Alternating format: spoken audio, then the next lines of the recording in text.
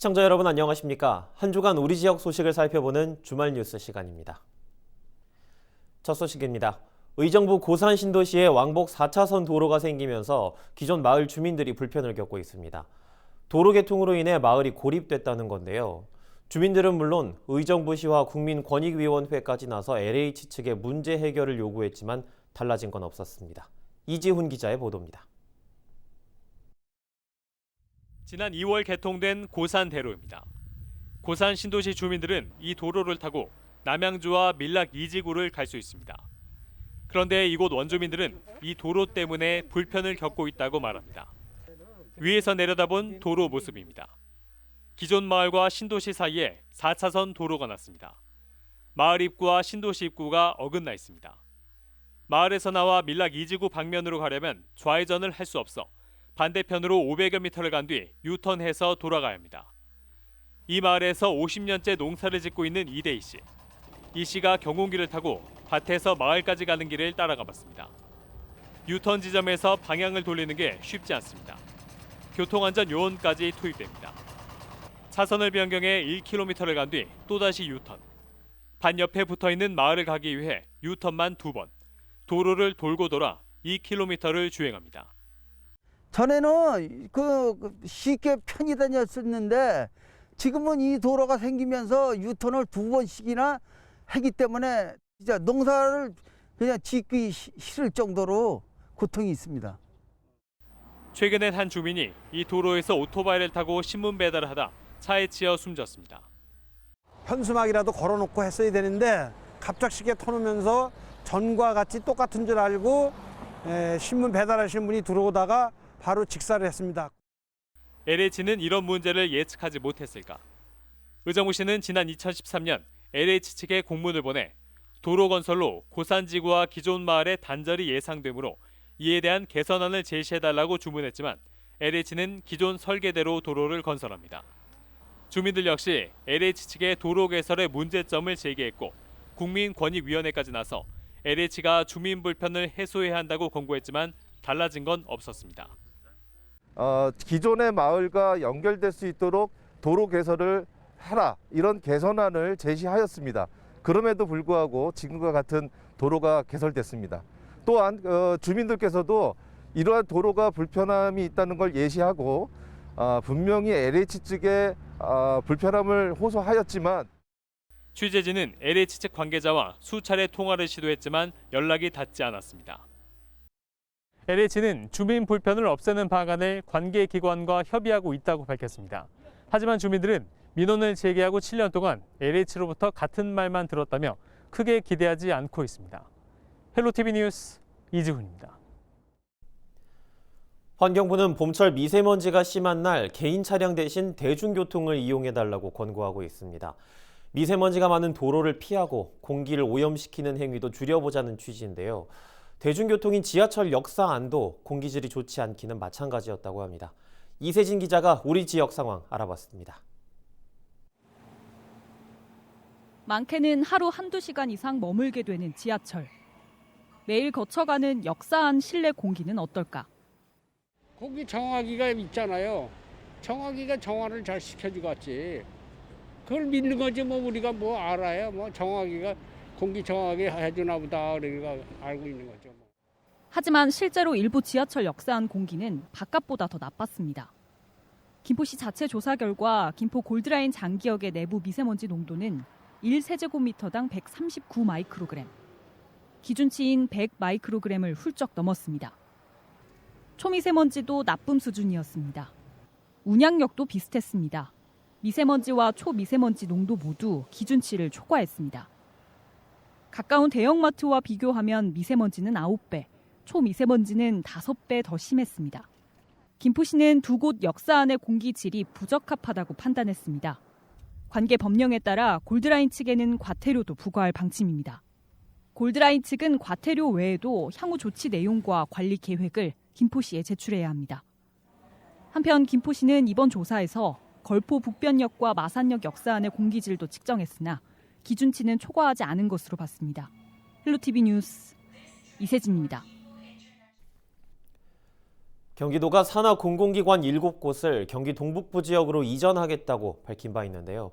이전 대상 기관 직원들의 반발이 거세지고 있습니다. 기관 직원 10명 중 7명은 퇴직을 고려하고 있다고 답했는데 경기도와 기관 직원 간의 입장이 첨예하게 맞서고 있습니다. 이지훈 기자입니다. 이번 3차 이전 대상 기관은 7곳, 모두 수원에 있는 기관들입니다. 경기도는 기관 직원들의 가족이 경기 동북부 지역으로 이주하는 것을 원칙으로 한다고 밝혔습니다. 불편이 따르겠지만 공익을 위해 감내해달라고 요청했습니다. 공공기관은 기본적으로 공적 목적을 위해서 존재하는 것이고 사기업과는 다르다라는 점을 감안해서 공공기관 이전 취지에 따라서 불편하시더라도 해당 지역으로 이주해서. 하지만 직원들의 생각은 달랐습니다. 경기도 공공기관 노동조합이 지난달 10일부터 5일간 이전이 예정돼 있거나 이미 확정된 기관 직원들을 대상으로 설문조사를 한 결과 응답자의 75.6%가 기관이 이전하더라도 주거지를 옮기지 않겠다고 답했습니다. 직원들의 이런 반발은 공공기관 이전 효과를 반감시키는 요소로 작용할 수 있습니다. 경기도의 기관 이전 발표에 퇴직을 생각했느냐는 질문엔 응답자의 70% 가까이가 퇴직을 고려하고 있다고 답했습니다. 퇴직을 심각하게 고려하고 있다고 답한 직원 중엔 30대가 가장 많았고 40대 직원들이 뒤를 이었습니다. 네, 이 직원들이 퇴직하게 된다면 당장 기관의 역할을 제대로 수행하기가 힘들 것이고, 그리고 새로운 직원이 들어온다고 하더라도 하루아침에 그 업무를 숙달할 수 있는 게 아니거든요. 그래서 이런 점은 도민의 피해로 이어지는 거죠. 직원들은 이번 설문조사에서 이재명 표장사에 놀아나고 싶지 않다.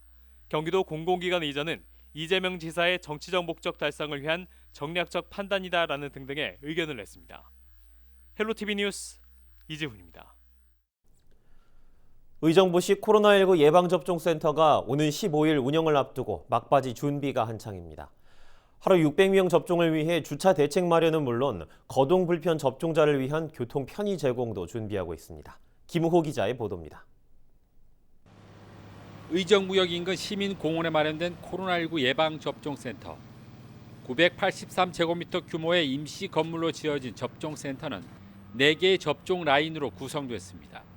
실내에는 예진실과 접종실, 대기 공간이 마련됐으며 접종 후 혹시 있을지 모를 이상 반응을 관찰하기 위한 모니터링 공간도 설치됐습니다. 화이자 백신을 접종하는 만큼 초저온 냉동고도 2개를 준비했습니다. 오는 15일부터 운영되는 접종센터에는 의사 4명과 간호사 8명이 배치돼 하루 600명을 접종하게 됩니다. 의료기관들하고 협업을 다 맺어가지고 의료인들 수급이 다 됐고요. 또 간호 인력 같은 경우에는 이제 소방서에서 우리가 그 2명 정도 지원이 되고 6명을 채용을 했습니다. 그래서 8명 더 완료됐고, 냉동 같은 경우에는 지금 이제 정부에서 지원되는 게 1대인데 저희가 예비로 1대를 더 구매를 해서 혹시라도 고장이라든지 어떤 문제가 있을 때 그걸 대체할 수 있는. 백신 접종 대상자인 75세 이상 노인은 2만 9천여 명. 이 가운데 2만 1천여 명이 접종에 동의해 73.6%의 동의율을 보이고 있습니다. 접종은 예약 순서대로 진행되며 거동이 불편한 접종자는 별도의 교통편을 제공받게 됩니다. 가족이나 또는 요양보호사들이 이곳 접종센터까지 오셔서 접종을 하는 걸로 지금 원칙이 되어 있습니다.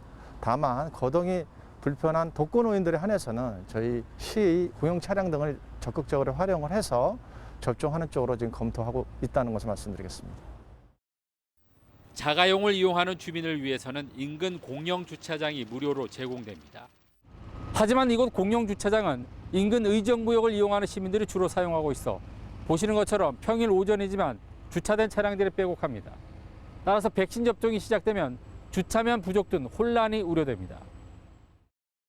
의정부시는 일반 시민들의 공영 주차장 사용 자제를 권고하는 한편 1시간에 100명으로 인원을 제한해 주차 혼잡을 피할 계획입니다.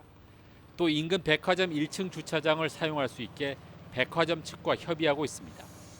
전철을 이용하는 일반 고객 차량들이 주차 때문에 아마 협소할 것으로 예상이 됩니다. 그래서 지금 신세계 백화점 측과 협의를 해서 신세계 백화점 주차장을 적극 활용하는 걸로 지금 검토 중에 있습니다. 접종센터는 앞으로 9개월 동안 운영됩니다. 의정부시는 백신 수급과 의료진 확보 여부에 따라 최대 4개 라인까지 늘려 하루 최대 2,400명까지 접종 인원을 확대할 예정입니다. 헬로티비 뉴스 김호입니다.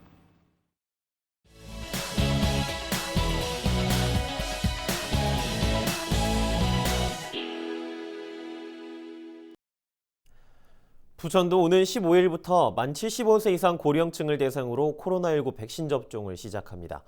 접종 전후로 각별히 주의할 점을 부천시 보건소에 물어봤습니다. 이정하 기자입니다.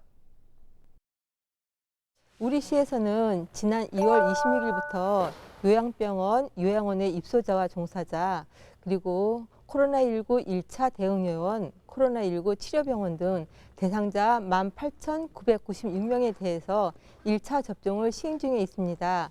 현재까지 16,711명을 접종하여서 86%의 접종률로 순조롭게 진행되고 있습니다. 그리고 이달 4월 15일부터는 접종센터에서 75세 이상 어르신을 접종 시작하고요. 5월부터 병의원 등 위탁 의료기관 239개소를 통해 65세에서 74세 어르신 약 5만 명을 접종하며 그 외에 유치원, 어린이집, 초등학교 교사, 그리고 의료기관 약국 종사자, 경찰, 군인 등 상반기 내에 약 11만 명을 접종할 계획입니다. 하반기에는 위탁 의료기관 접종, 보건소 방문 접종, 그리고 2개소의 예방접종 센터를 통해 18세 이상 성인 약 40만 명을 목표로 접종할 계획입니다. 1946년 12월 31일 생과 이전에 출생하신 어르신들이 대상입니다. 75세 이상 어르신 접종 대상은 41,444명 중에서 4월 5일까지 접종 동의율은 약 93.6%로 38,804명이 접종 대상이 됩니다. 접종하는 중에도 추가 동의가 가능해서 접종 동의율은 더 올라갈 것으로 예상되고요. 6월 중으로 1차, 2차 접종을 완료할 계획입니다. 예방접종센터는 부천체육관과 송내사회체육관 2개소 운영됩니다.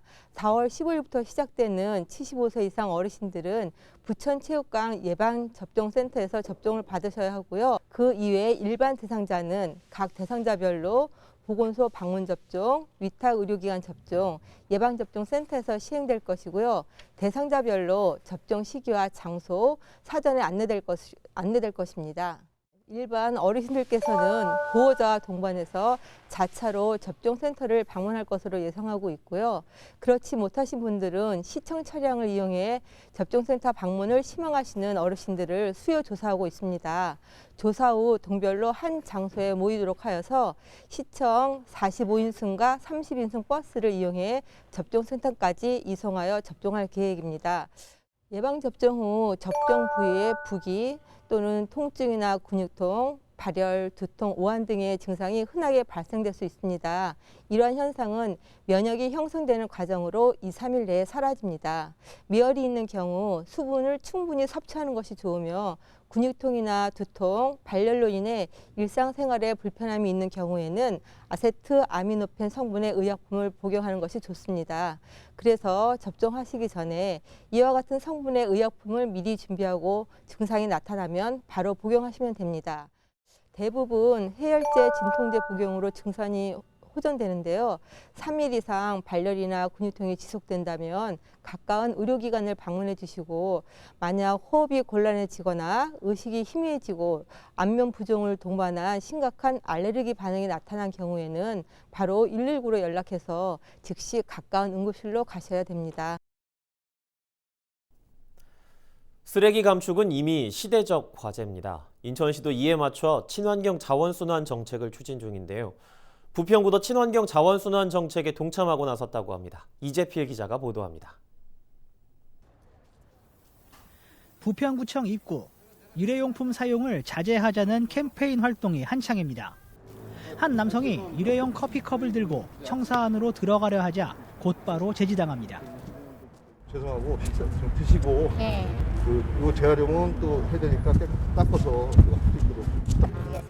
일회용품이라든가 또 이제 일반 쓰레기 같은 거는 이제 들을 수는 없고요. 작은 거지만 저희 공무원부터 시작해서 전 국민들, 전 시민들이 합심해서 이제 쓰레기를 줄이는데 정책적으로 지금 그 일환에 협조하기 위해서 시작을 하게 됐습니다.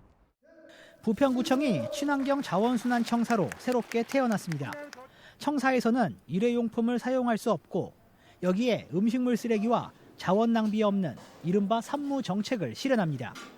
인천시가 쓰레기를 줄이기 위한 친환경 자원순환 정책을 추진 중인 가운데 부평구도 이에 동참하기 위해 청내 문화부터 정비하고 나선 겁니다. 아시다시피 이 쓰레기 처리하는 비용이 막대한 예산, 주민들의 세금이 들어가고 있는 실정이고 앞으로 더 늘어날 것 같다라는 생각입니다. 이러한 상황에서 우리 공적 영역인 부평구 청사부터 일회용품 없고 자원 낭비 없고 음식물 쓰레기가 없는 청사로 함께 만들어 나가자. 산무 실천은 부평구청을 포함해 부평구 산하 모든 공공기관에 적용됩니다. 헬로티비 뉴스 이재필입니다. 현실에 부딪혀 꿈을 잊고 지냈던 시민들을 위해 김포시가 특별한 프로젝트를 시작했습니다. 시민들이 전문 교육을 거쳐 공연 예술가의 꿈을 이룰 수 있도록 돕는 건데요. 평범한 시민들의 뮤지컬 도전기 이세진 기자가 취재했습니다. 이 순간에 내가 지금 잡을 수 있는 기회를 잡지 못하면 분명히 나중에 약간 후회할 수 있는 날이 올 수 있을 것 같아서. 끝까지 도전해보지 못했던 그런 후회가 남고 그래서 이게 정말 좋은 기회라고 생각해서 계속 그 꿈을 갖고 있었던 찰나에 은퇴하면서 좀 더 본격적으로 이 분야에 한번 도전하고 싶어가지고. 올해 62, 뮤지컬 배우에 도전한 정종구 씨의 나이입니다. 은퇴 후 인생 2막을 시작할 나이에도 도전할 수 있다는 걸 보여주고 싶었습니다. 잘 못하던, 잘하던, 해보겠다는 마음만 있으면 새로운 분야에 도전하는 거지 않습니까? 그런 게 저희한테는 더 필요한 나이고, 왜냐면 62이기 때문에. 그런 면에서는 도전하는 모습을 모든 분들한테, 저를 포함한 모든 분들한테 보여드리고 싶고. 아이 둘 평범한 주부가 된 박채환 씨의 꿈은 원래 배우였습니다. 오래전 접었던 꿈이지만 아이들을 보며 다시 용기를 냈습니다. 아마 많은 분들이 이렇게 마음속에 그 꿈을 되게 작게 숨기고 살고 있을 것 같아요. 저희 제가 아이가 지금 둘인데 아이들한테 꿈 많이 가져, 뭐 장래희망도 여러 가지로 생각해봐 이렇게 얘기를 하면서 저는 사실 제가 하고 싶은 걸 숨기고 살았더라고요. 20대 끝자락에 놓인 청년 신승수 씨는 취업 시장 대신 무대에 섰습니다. 꿈을 찾을 수 있는 기회를 놓치고 싶지 않았습니다. 아파트 공고문에 다른 공고는 하나도 없고 딱 이 공고 하나만 붙어 있어서 제 마음속에 원래 노래라는 꿈을 가지고 있었는데 어떻게 보면 제 소극적인 성격 때문에 그걸 좀 짓눌려서 살고 있다가 그 공고를 보고 나서 저마다의 사연을 가지고 만난 평범한 김포 시민 30명. 김포시 오디션을 통해 선발된 뮤지컬 팀입니다. 아직은 춤도 노래도 서툴지만 전문 교육을 거쳐 오는 9월에는 실제 관객들 앞에도 섭니다. 6개월간의 그 훈련 과정을 통해서 맨 마지막에는 시민 예술제라고 하는 그런 예술의 꽃을, 무대에 꽃을 피울 수 있게끔 하고 이것을 참여했을 때에 우리 시민들 분들이 계시지만 이게 어떤 프로그램이고 어떻게 변해가는지 과정들을 또 가족과 주변 지인들에게 또 알릴 수 있고. 잃어버린 꿈을 되찾기 위한 시민들의 도전기. 김포시는 뮤지컬에 이어 오페라와 무용, 연극 분야에서도 시민들의 도전을 도울 예정입니다. 헬로티비 뉴스 이세진입니다. 전철역 예정지 인근 땅을 투기한 혐의로 포천시 공무원이 구속된 가운데 경찰이 이 공무원에 대한 감사 보고서를 허위로 작성한 혐의로 포천시청 공무원 2명을 적발했습니다. 이들은 구속된 공무원 A씨와 그의 부인 B씨에 대한 감사를 진행하면서 감사 질문 내용을 주고 답변을 받았으면서도 감사 문답서를 마치 대면 조사를 한 것처럼 꾸민 혐의를 받고 있습니다. 경찰은 이들을 포함해 구속된 공무원 A씨와 그의 부인 B씨 등 4명을 검찰로 넘겼습니다. 이런 가운데 경찰은 공무원 A씨의 또 다른 부동산 거래 내역 3건과 토지 매매 과정에 대해서도 조사하고 있습니다. 저희 헬로티비 주말 뉴스가 준비한 소식은 여기까지입니다. 지금까지 시청해주신 여러분 고맙습니다.